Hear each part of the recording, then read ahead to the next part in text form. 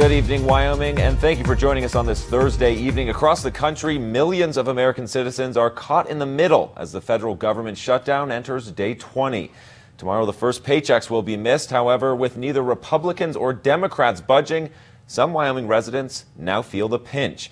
K2's Taylor Wirtz has more. The federal government remains shut down for one reason, and one reason only, because Democrats will not fund border security. We're entering day 20 of the government shutdown with no break in sight. This is a crisis of the president's own making. Despite President Trump and Democrats meeting to discuss a deal to reopen parts of the government, with Trump not backing down if an agreement is not reached. I have the absolute right to declare a national emergency. I haven't done it yet. I may do it. On Friday, many of the 800,000 federal workers will miss their paycheck. And now residents here in Wyoming are starting to feel the pinch. Local breweries like Backwards Distilling and Mills face challenges in trying to launch a new product. With the Alcohol, Tobacco Tax and Trade Bureau overseeing distilleries, wineries, and breweries effectively shut down.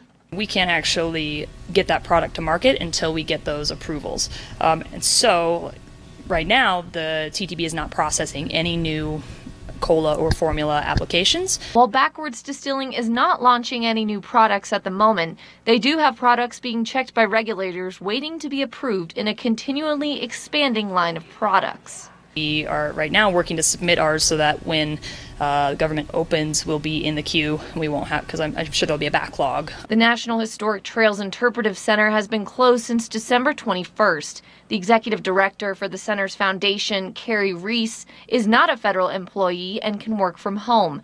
However, she says the shutdown has brought hard times for her colleagues at the center who work for the Bureau of Land Management, which is under the United States Department of the Interior. It's okay for me to be working from home. It's not a huge disruption to my life, but the other 6 full-time employees are sitting around wondering what's coming next and not collecting a paycheck, and I'm sure that's a burden for their families.